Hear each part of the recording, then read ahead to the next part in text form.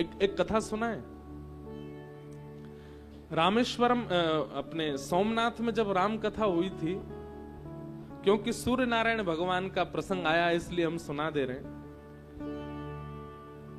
जब सोमनाथ में कथा हुई थी तो वहां कथा का क्रम हर दिन एक चरित्र बोलते थे, सीता जी का, राम जी का, भरत जी का, लक्ष्मण जी का, इस प्रकार से कथा हुई थी। उस कथा में एक संशय मेरे मन में प्रकट हुआ था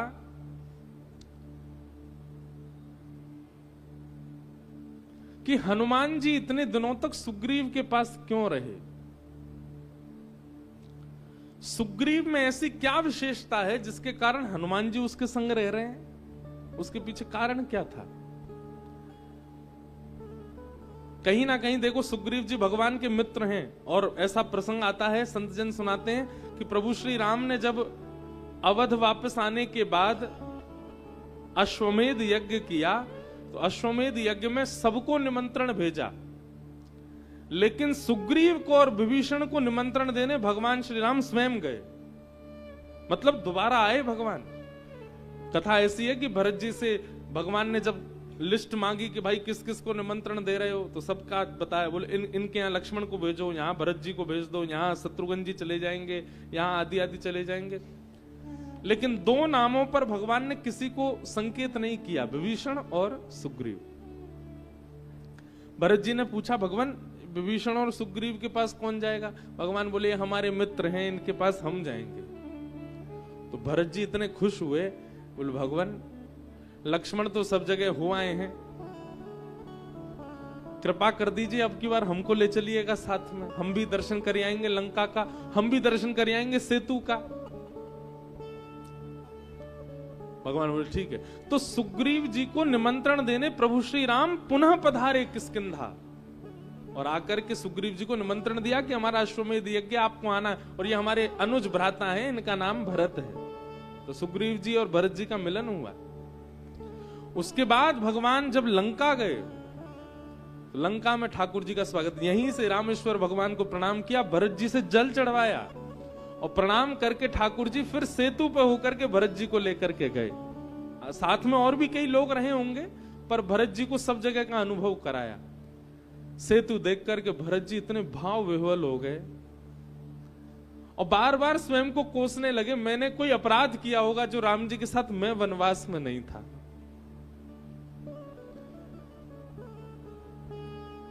सेतु पर दर्शन करते हुए, रुदन करते हुए बार बार सेतु को अपने हृदय से लगा रहे हैं, कहीं भी लेट जाते हैं भरत जी। लंका पहुंचे, लंका में जाकर सीता जी जहां विराजती थी वहां दर्शन किया, आदि आदि सब हुआ। विभीषण जी ने सिंहासन पर बिठाया राम जी को, विभीषण जी को निमंत्रण दिया। राम जी ने कहा कि आपको अयोध्या आना है, हमारा अश्वमेध यज्ञ है। स्वीकृति हुई। विभीषण जी ने प्रभु श्री राम के चरणों में प्रणाम किया और प्रणाम करते हुए कहा, भगवान आपसे कुछ मांगना चाहते हैं। बोले क्या? बोले नाथ, वैसे तो मेरे इस बात पर कई लोगों को रोष आ सकता है, कई लोग मेरी इस बात को स्वीकृति नहीं प्रदान करेंगे, पर मैं कुछ विचार करके ही कह रहा हूं, आप जाते जाते सेतु को तोड़ जाइएगा। भगवान राम बोले क्यों? भरत जी तो बिल्कुल भावविह्वल हो गए, क्यों, ऐसा क्यों करना है? विभीषण जी बोले दो बातें हैं। पहली बात तो भगवान, अमूल्य वस्तु गोपनीय रहे तो उसका मूल्य और बढ़ जाता है। मैं चाहता हूं कि यह सेतु कहीं ऐसा ना हो कि भविष्य में कलिकाल इतना व्यापक हो जाए और लोग इस सेतु की महिमा ना जान पाएं और इसका दुरुपयोग होने लग जाए। तो कृपा करके पहला कारण तो इसलिए कि आप इसको डुबा जाइए समुद्र में, और दूसरा कारण, आपने सेतु बनाया तब से लंका की इतनी प्रसिद्धि हो गई है कि लोग बाग इस पर चढ़ के दर्शन करने आते हैं लंका का। लेकिन हमारे लंका के कई लोगों का स्वभाव अभी भी राक्षसों वाला है। हमें सुनने में आता है कि भक्त आए दर्शन करने के लिए और लंका के राक्षसों ने पकड़ करके उनका भोजन कर लिया।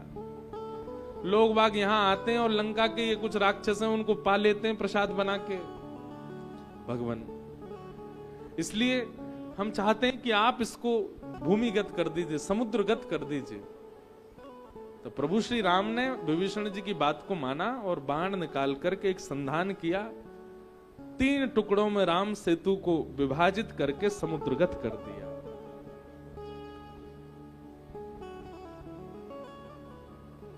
तो हम किस प्रसंग में ये बात सुना रहे थे कि श्री सुग्रीव जी को प्रभु श्री राम खुद निमंत्रित करने आए अश्वमेध यज्ञ के लिए। सुग्रीव सामान्य नहीं है, पर सुग्रीव जी के कई भावों पर, सुग्रीव जी की कई विचारधाराओं पर भक्तों का मन नहीं लगता। वैसे हमारा भी नहीं लग रहा था। हमने कि भाई ये सुग्रीव जी के साथ हनुमान जी इतने दिन क्यों रहे, इसके पीछे कारण क्या है। तो प्रसंग ऐसा है, बहुत ध्यान से सुनिएगा। हमने सोमनाथ में सुनाया था कि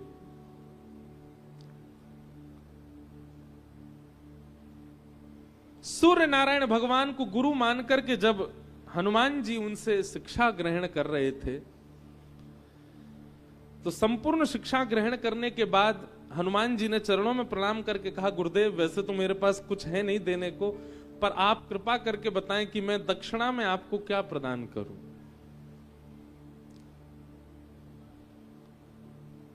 तब भगवान सूर्य ने हनुमान जी को आज्ञा की है कि प्रभु श्री राम त्रेता में हमारे वंश में प्रकट होंगे और हमारे वंश में प्रकट होकर के प्रभु श्री राम श्री सीता जी के विरह में लंका जाएंगे उनको खोजने के लिए, और उस समय नारद जी के श्राप को सिद्ध करने के लिए वो बानरों से सहायता मांगेंगे और बानर राज हमारे सुग्रीव होंगे। हमारी आपसे प्रार्थना है कि प्रभु श्री राम मेरे वंश में आ रहे हैं, इसलिए मुझे संतुष्ट करने के लिए कि मेरे वंश में राम जी को किसी भी प्रकार का कोई कष्ट ना हो, मेरा एक अंश राम जी की सेवा में हो, तो मैं ऐसा मानूंगा कि मैं ही राम जी की सेवा में हूं। तो प्रभु श्री राम नारद जी के श्राप को पूर्ण करने के लिए बानरों से जब सहायता मांगने आएंगे तो वे सुग्रीव के पास आएंगे। इसलिए मेरी प्रार्थना है कि सूर्यवंश में आए श्री राम जी की सेवा के लिए आप मेरे अंश रूप में जाइए, सुग्रीव के साथ रहिए, और जब श्री राम जी आवे तो उनकी सेवा में आप तत्पर हो जाइएगा। इसलिए श्री हनुमान जी महाराज श्री सुग्रीव जी के साथ में, सूर्य आज्ञा से, गुरु आज्ञा से, क्योंकि इसी वंश में प्रभु श्री राम आ रहे हैं, ये सूर्य का वंश है। सूर्य नारायण अति प्रसन्न है। सूर्य भगवान की बड़ी महिमा है रामचरित्र में, रामायण जी में भी। रावण के वध के पूर्व भी ब्रह्मा जी ने आकर के राम जी से कहा है, बोले भगवान रावण को मारने से पूर्व आपको अपने इष्ट को प्रणाम करना होगा। तब आदित्य हृदय स्तोत्र गा करके प्रभु श्री राम ने सूर्य को प्रणाम किया, तब रावण का वध किया। लोग बाग हमसे पूछते हैं, आपको इतने साल हो गए कथा करते हुए, भगवान देखे आपने? रोज देखते हैं, रोज सुबह उठते ही आप साक्षात सूर्य को जब देखते हैं, उन्हीं के प्रति ही शंख चक्र गदा पद्म चतुर्भुज रूप का भाव रख करके प्रणाम किया करो। साक्षात नारायण है, किसको नहीं दिखते? रोज सबको दिखते हैं भगवान। ये सूर्य कोई देव नहीं है, भले ही देव में हम उन्हें मानते हो, साक्षात नारायण है। प्रभु श्री राम भी उनको वंदन करते हैं। तो मास दिवस कर दिवस भा मरम न जाने कोई, रथ समेत रव था के निशा कवन विधि हो। यह रहस्य काहू नहीं जाना, दिन मन चले करत गुण गाना।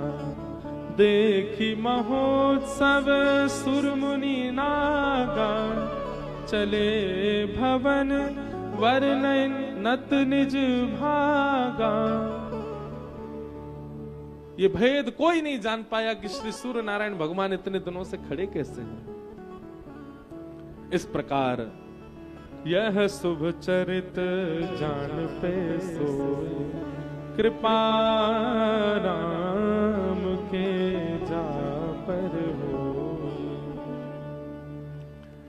कुछ दिन बीत गए और कुछ दिन बीत जाने के बाद में प्रभु के नामकरण का अवसर आया, प्रभु का नामकरण किया गया। एक बात हमारी सुनेंगे, कृष्ण लीला में भी, राम अवतार में भी नामकरण के प्रसंग को बड़े आनंद से सुनाया गया। इसका मतलब नामकरण संपूर्ण जीवन को व्यवस्थित करने का एक बहुत श्रेष्ठ यज्ञ है।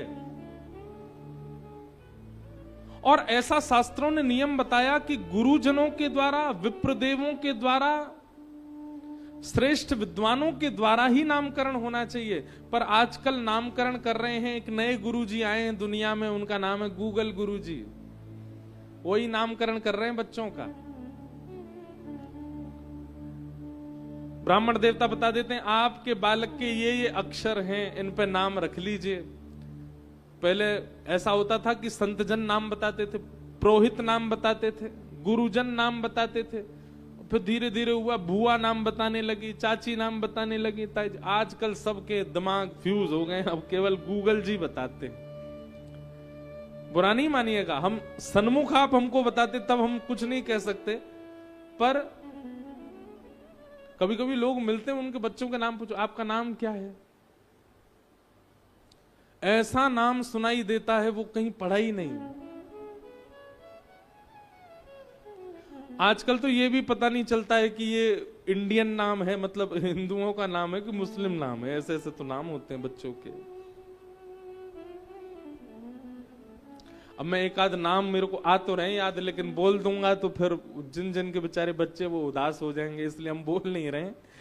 लेकिन उन लोगों को सावधान कर रहे हैं जिनके यहां संतान अभी आने वाली हैं। हमारी बात मान लीजिए, कृपा करके बालकों का नाम जो रखते हैं उन्हीं के ही अंश, उन्हीं के ही गुण और उन्हीं की ही कृपा बालक पर आती है। और जब नाम ही गूगल रख रहा है तो फिर वैसे ही बन जाएंगे बालक, वैसे ही उनके बुद्धि स्वभाव स्वरूप होता चला जाएगा। इसलिए नामकरण बहुत ध्यान से रखना चाहिए। नामकरण प्रारंभ हुआ, जो आनंद सिंधु सुख राशि, जो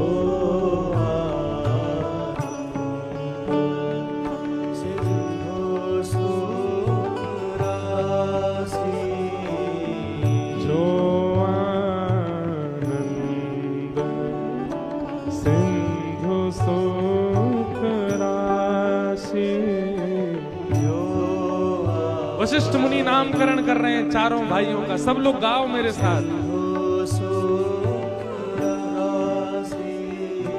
सी करते त्रैलोक सुपासी,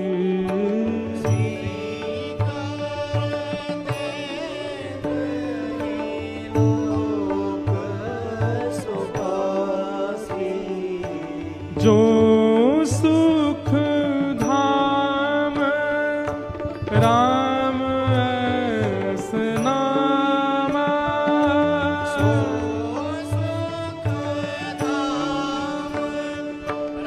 ये रामायण की, मानस जी की चौपाइयां हैं।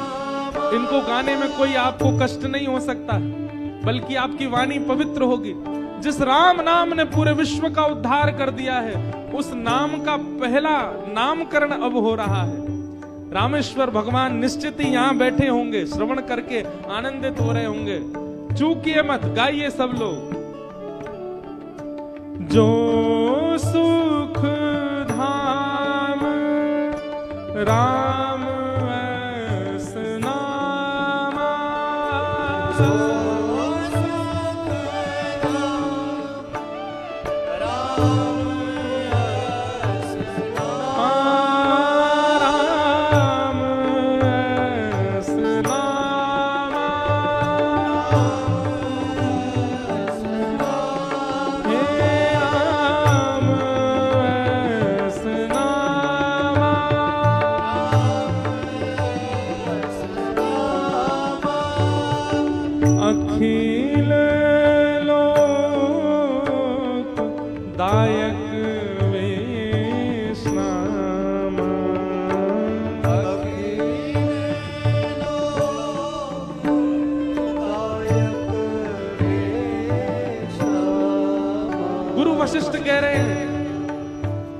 राजा दशरथ, कौशल्या मैया, आपकी गोद में जो नीलमणि विराजमान है, आपको पता है ठाकुर जी का सबसे पहला नाम क्या रखा गया?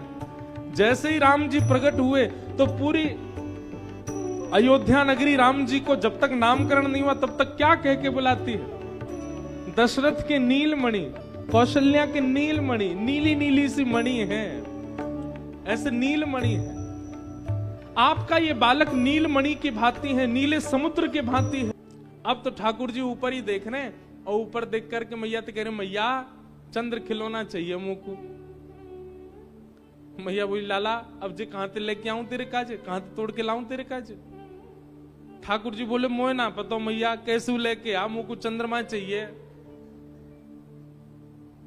मैया बोली लाला देख देश ऐसे हट ना करो करें, चल कल दे दूंगी तो वो ना मुंह को तो अब ही चाहिए, आज ही चाहिए, अब ही लेके आ मैया। सूरदास जी कह रहे हैं ठाकुर जी गोद से उतर गए। कई बार बालक इतना हट करते हैं कि मैया की गोद में टिकते नहीं, वैसे ठाकुर जी उतर गए और उतर करके मैया को धमकी दे रहे हैं। क्या धमकी दे रहे हैं? जई हो लोट अवई धरने पे, मैया मैं अवई धरती में लेट जाऊंगो, तेरी गोद में नहीं आऊंगो, सबरी मट्टी अपने ऊपर लगा लूंगो। मैया बोली लेट जा जा, वैसी कारोसो और जमीन में लेट जाएगो, धूल लग जाएगी और बुरा लगेगा। मोह कहा है गोपी सबरी तो कुकारो के और कलते सबरी मट्टी को मत होना और कहेंगी। मोह कहा है लौट जा।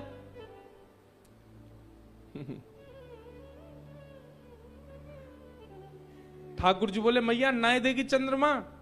मैया बोली ना दे रही, बता और कहा करेगो? ठाकुर जी अब सोच रहे हैं अब मैं कहा कहूं जैसे मैया मेरी बात मान जाए। मैया मेरी बात सुन ले। बोले कहा सुरभि को पे पान न करी हो, सुरभि को पे पान न कर हो, बेनी सिर न गुथे हो मैया मोरी, बेनी सिर ठाकुर जी कितने प्रेम में छके हुए हैं। आजकल के लोग धमकी क्या देते हैं? मुझसे ब्याह करो नहीं तो हम फांसी पे लटक जाएंगे, हमारा ये काम करा दो नहीं तो हम तुमको ये कर दें, तुमको मेरी सौगंध है ये काम तो तुमको करना ही पड़े। पर ठाकुर जी की तो जिद देखो कैसी प्यारी प्यारी जिद है। मैया से कह रहे हैं मैया यदि तेने मुंह को चंद्रमा नहीं दियो तो मैं गैया को दूध नहीं पीऊंगो, सुर भी को पे पान ना करी हूं। मैया बोली दूध नहीं पीवे को? क्षमा करना हम ब्रज ले गए कथा को, क्योंकि अब ब्रज ही जाना है आज। ब्रज तो नहीं जाना है पर हाँ कथा करके द्वारिका जाना है। ठाकुर जी क्या कह रहे हैं? सुर भी को पे पान ना करियो। अच्छा हमारे राम जी तो बड़े भोरे हैं बेचारे। मैया से एक बार कही होगी मैया मुझको चंद्रमा चाहिए, कौशल्या मैया ने मना कर दी होगी नहीं देंगे, तो राम जी भी मान गए होंगे। राम जी भी कह रहे हूं कोई बात नहीं मैया अभी मर्यादा पुरुषोत्तम बन के आए हैं, द्वापर में फिर चंद्रमा मांगेंगे, नहीं देगी फिर बताऊंगा मैं। और आज वही कर रहे हैं। ठाकुर जी कह रहे हैं मैं गैया को दूध ना पीऊंगो। मैया बोली मत पीवे, मोकू तो वैसी तेरी इतनी चिंता लाला, तू जन्मते ही कारो, तेरो ब्याह कैसे होएगो? मैं जैसे तैसे तो को दूध पिवाऊं ताकि तेरो शरीर ने हुष्ट पुष्ट है जाए, ने गदमदरास तू है जाए, तो कोई छोरी तो को पसंद कर ले, तेरो ब्याह करा दूंगी। मत पीवे, दूध भी मत पीवे, तारो तेरो ब्याह होगो ना, दूध नहीं पीवेगो तो पतर पूछ रास हो जाएगो, वैसे तेरो ब्याह ना होएगो। और दूसरों कहा कहते ने बैनी सिर ना गुथे हो। यशोदा मैया रोज कंगी करती है ठाकुर जी के बालों में, गुंगराले केस हैं ठाकुर जी के। यशोदा मैया रोज कंगी करे और कंगी करके ऐसे बालन के गुच्छा बना करके यहां पे बैनी गूथ दे मैया ऊपर। ठाकुर जी कह रहे हैं मैया अगर तेने चंद्रमा नहीं दियो तो मैं तो से अपनी बैनी नहीं गुथवाऊंगो। बैनी मतलब चोटी। मैया बोली मत गुठवावे, जुआ पड़ जाएंगी तेरे बालन में और तो को खींच के ले जाएंगी जमुना जी में फेंक देंगी सबरी, रो तो डोलियो फिर। ठाकुर जी बोले ऐसो कहा करूं जैसे जे मान जाए। तब क्या कह रहे हैं ठाकुर जी, मैया तू मेरी बात सुन, अगर तेने चंद्रमा मुंह को लाके नहीं दियो मैं पूरे गोकुल में हल्ला मचाए दूंगो। मैया बोली कहा हल्ला मचाएगो?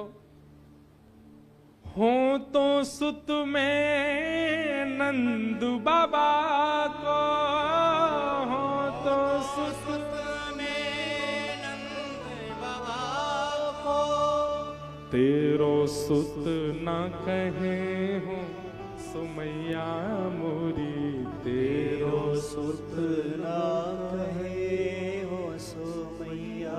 मैया पूरे गोकुल में हल्ला मचा दूंगा कि भैया सुन लो सांची बात। बोले कहा, मैं तो नंद बाबा को लाला हूं, यशोदा मैया मेरी मैया ना, बा को बेटा ना हूं मैं।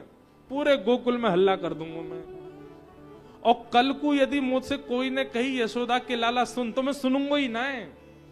और मोते आके पूछा को अरे लाला तू कब ते बुला रहे हैं, तू सुन का ही गुना रहो, तो बात ही कहूंगा पहले बोल नंद जी को लाला, तब सुनूंगा तेरी बात। यशोदा को लाला ना हूं मैं, मत दे तू चंद्रमा, मैं ऐसा कर दूंगा। जैसे ही ठाकुर जी ने कही कि मैया मैं तेरो लाला नहीं हूं, तो मां के हृदय में थोड़ी घबराहट सी है गई। तुरंत ठाकुर जी को हाथ पकड़ो, आगे आओ बात सुन मेरी, आगे आओ बात सुन। अरे मेरो लाला, अरे कन्हैया तू कहा कह रहा हो, यहाँ पे आ मेरी बात सुन। ठाकुर जी बोले ना मुंह को पकड़े मत मैया, अब मैं तेरो लाला नहीं हूं, तू मुंह को चंद्रमा नहीं दे रही। बोले अरे तोते एक बात करनी है लाला। ठाकुर जी बोले मैं कछु ना सुननो। सोई मैया ने ब्रह्मास्त्र छोड़ो। बोले कहा ऐसी बात है लाला जो दाऊ को नहीं पता चलनी चाहिए, बलराम को नहीं पता चलनी चाहिए, ऐसी बात बतानी है। सोई ठाकुर जी के कान खड़े है, बोले ऐसी कौन सी बात है जो दाऊ ते छुपानी है? तुरंत ठाकुर जी मैया की गोद में आ गए। हाँ मैया बता, जल्दी बता। हंसी समझाए कहत यशोदा, हंस समझाए कहत यशोदा। अपनी गोद में लाला को बैठा लियो और बैठा करके हृदय से लगा के मैया बैठ गई। ठाकुर जी बोले मैया तू प्रेम मत करे, मुझको जल्दी बता कौन सी बात है जो दाऊ ते छुपानी है। बालकों का ऐसा स्वभाव होता है ना, उनको रूठ जाए तो उनसे कहो रुक रुक सुन सुन, उसको मत बताना एक बात है, तो वो तुरंत आते हैं। उनको इतना विश्वास हो जाता है ऐसी कोई बात है जो मुझे गोपनीय रखनी है। तो ठाकुर जी बोले मैया ऐसी कौन सी बात है जो दाऊ ते